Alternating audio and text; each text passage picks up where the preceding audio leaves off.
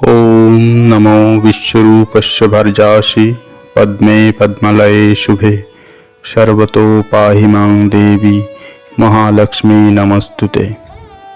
Satyamangal YouTube চ্যানেলের সমস্ত দর্শক এবং শ্রোতাবৃন্দকে জানাই কোজাগরী লক্ষ্মী পূজার শুভেচ্ছা ও অভিনন্দন। আজকে আমরা যে বিষয়টি নিয়ে কথা বলবো সেটি হচ্ছে লক্ষ্মী শ্রী রূপিণী শ্রীমা সারদা দেবী। শ্রী ও সারদা একই অঙ্গে একটি যুগল রূপের অপূর্ব চিত্রপট। আসলে শ্রী ও সারদা অভিন্না, অথবা বলা যায় শ্রী সারদারই আরেকটি রূপ। আবিধানিক পরিক্রমায় শ্রীকে নানান রূপে নানানভাবে আমরা পাই। শোভা, লাবণ্য, সিদ্ধি, ঐশ্বর্য, অভ্যুদয় প্রভৃতি।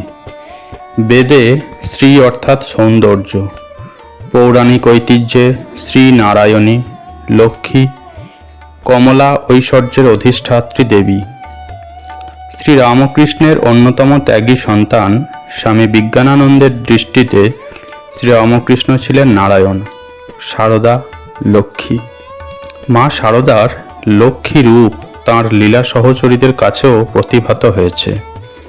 তার অন্যতমা লীলা পার্ষদ গৌরীমা যে তা শুধু উপলব্ধি করেছেন তা নয়, অনেক সময় মুক্ত কণ্ঠে তা ঘোষণাও করেছেন। কামারপুকুরে জনৈক বৃদ্ধ সাধুকে শ্রী মায়ের স্বরূপের প্রতি ইঙ্গিত করে তিনি বলেছিলেন, ইনি মা কমলা, এর হাতের প্রসাদ পাওয়া মহাভাগ্যের কথা। একবার শ্রীরামকৃষ্ণের শরীর থাকাকালীন জনৈকার বিরূপ মন্তব্যে মা সারদা গায়ের সব অলঙ্কার খুলে ফেলেন। তখন গৌরদাসী তাকে বলেন, তুমি বৈকুণ্ঠের লক্ষ্মী, তোমায় কি এমন বেশ ধরতে আছে? তোমার গায়ে সোনা থাকলে তাতে জগতেরই কল্যাণ।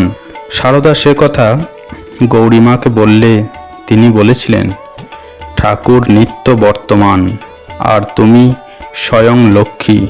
তুমি সধবার বেশ ত্যাগ করলে জগতের অকল্যাণ হবে। মা সারদার পট প্রতিকৃতি আমাদের মনে করিয়ে দেয় বাউলের একতারার সরল নিরাভরণ রূপকে এবং তার সঙ্গে একতারার বৈরাগ্যের সহজ লোকায়ত সুরচ্ছন্দকে।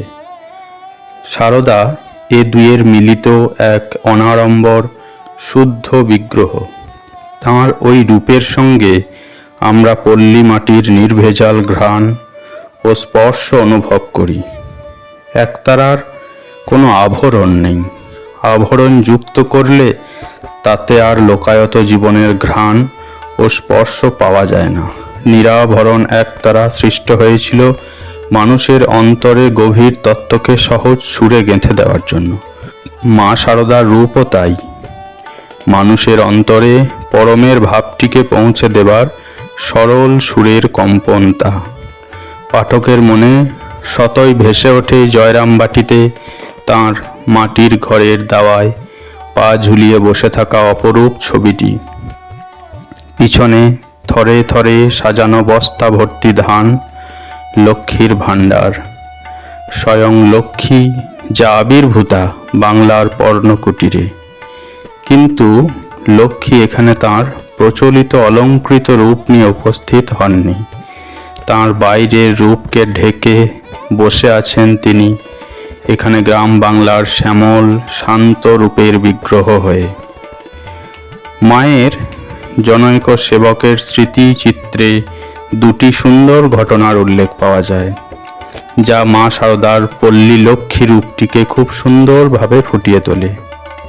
প্রথম চিত্রে দেখা যায় মা গোময় লিপ্ত পরিষ্কার পরিচ্ছন্ন উঁচু বারান্দায় পূর্বমুখী হইয়া বসিয়াছেন। বারান্দার কিনারে বসিয়াছেন, নিচে পা ঝুলিতেছেন।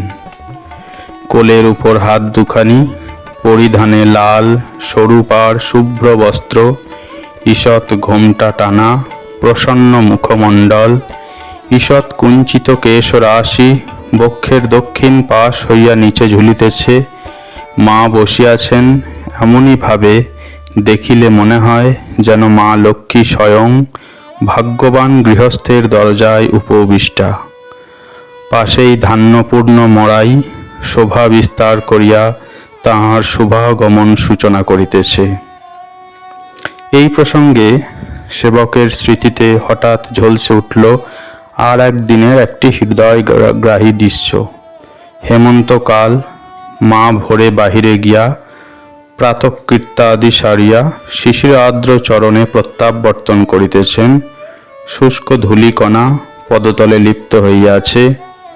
ক্ষণিক পূর্বে মায়ের বাড়ির প্রাচীন ঝি বাড়িতে পরিপাটি রূপে গোময় লিপ্ত করিয়া দিয়াছে। মা দরজায় আসিয়া যুগল পদ একত্রে করিয়া দাঁড়িয়াছেন দরজা খুলিবার জন্য। ঠেলিলেন, দরজা খুলিল, ভিতরে প্রবেশ করিলেন। ঈষৎ আর্দ্র সদ্যলিপ্ত সেই দ্বারতল ভূমিতে তাহার ধূসর ধূলি রঞ্জিত শ্রীচরণ যুগলের এমন সুন্দর ছাপ পড়িয়াছে যে সে অতুলনীয় শোভা দেখিয়া মনে হয় স্বয়ং শ্রীলক্ষ্মী এই মাত্র গৃহাভ্যন্তরে শুভ প্রবেশ করিয়াছেন। এই যে দুটি চিত্র আমরা দেখলাম, এই দুটি চিত্রই হচ্ছে আমাদের ধ্যান চিত্র। আমরা মা শারদার ছবি আমাদের মনে মনে কল্পনা করে এই দুটি পটভূমিতে আমরা ধ্যানে উপলব্ধি করতে পারি। উপরে যে বিবরণগুলি আমরা দেখলাম তাতে যে বস্তুটি আমাদের বারবার মনে আসে তা হলো বাংলার লোকজীবনের সঙ্গে মা শারদার স্বাভাবিক সম্পর্ক। লোকচিত্রের জন্ম একেবারে আঞ্চলিক প্রকৃতির অকৃপণ ঐশ্বর্যের বাতাবরণের ভূমিতে। সেই পরিবেশে ভূমিষ্ঠ হয়েছিলেন পল্লী লক্ষ্মী শারদা, যেখানে অন্ধকারে জেগে উঠে ডুমুরের গাছে চেয়ে দেখি ছাতার মতন বড় পাতাটির নিচে বসে আছে ভোরের দোয়েল পাখি। চারিদিকে চেয়ে দেখি পল্লবের স্তূপ, জাম, বট, কাঁঠালের, হিজলের, অশথের করে আছে চুপ।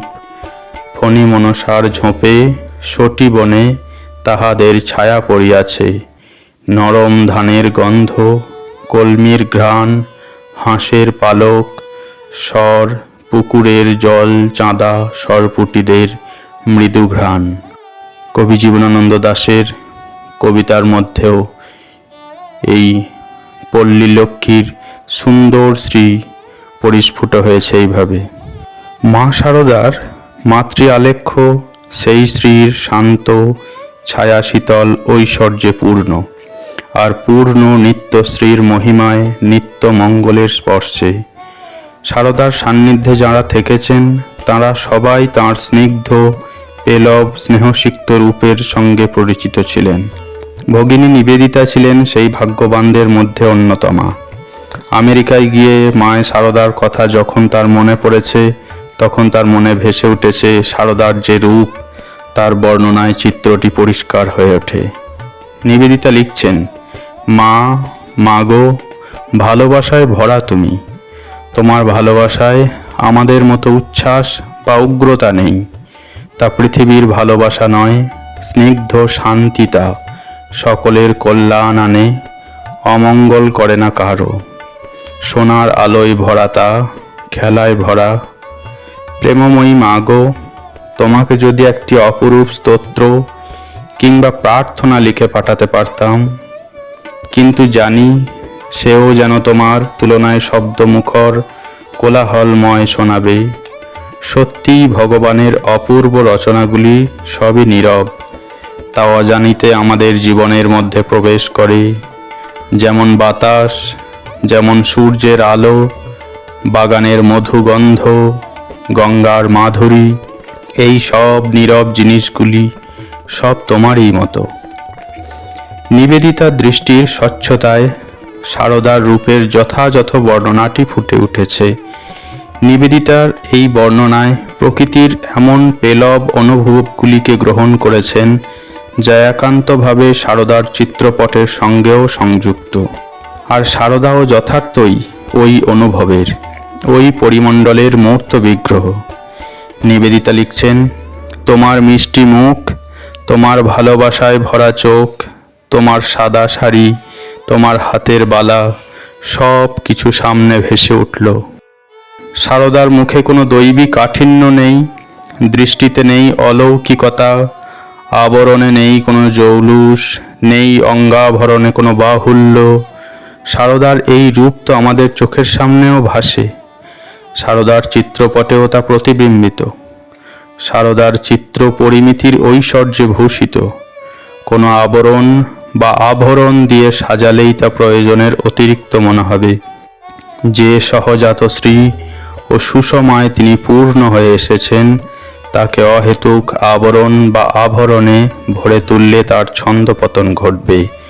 সারদা আলেখ্য আমাদের যে অনুভবের পরশ দেয়, তা তাৎক্ষণিক নয়, চিরন্তন। তা মানুষকে নিত্যবোধে পরিচালিত করার পরম প্রেরণা স্বরূপ। এক অখণ্ড পূর্ণকে তা প্রকাশ করছে বলে তাকে ছেয়ে আছে একটি স্বর্গীয় সুষমার পবিত্র আবেশ।